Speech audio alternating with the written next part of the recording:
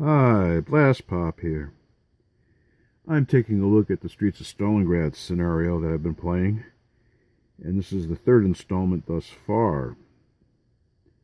In this situation, I've just reached the beginning of turn 5 of the German turn, and progress has been slow due to the real world. In any case, both the Germans and the Soviets have tanks on the board. The Germans have been using the Sturmgeschützes, which are here, here, and here, groups of 2, for 3 groups, trying to wedge the Soviets back, push them back now. Over here, the Soviets had occupied this building fairly strongly, but wisely decided to go back a little bit, push back with 527 squads and a NATO leader from there because they didn't want to get under the withering firepower of everything that is here.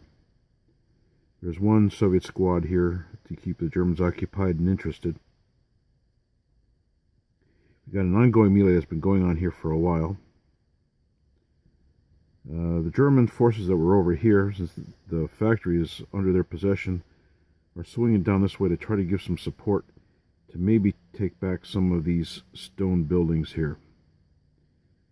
Soviet tanks are here and here, and their job, I guess, primarily would be just to prevent the German tanks from advancing and gaining additional positions of strength.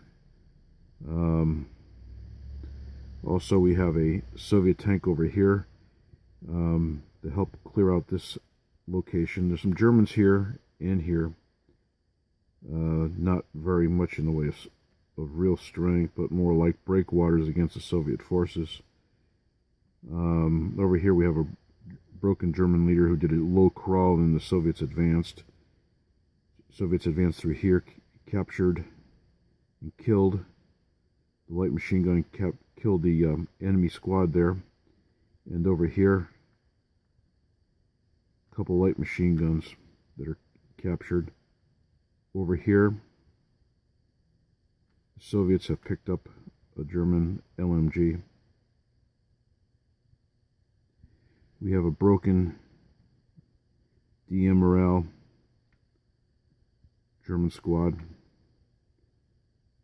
and a broken machine gun was already laying there on the ground previously. The Soviets are going to try to hang on and hopefully, from their perspective, eke out a draw or better, and the Germans are trying to prevent that. Snipers have been fairly active in the first part of the game. The past turn or two, not quite so much.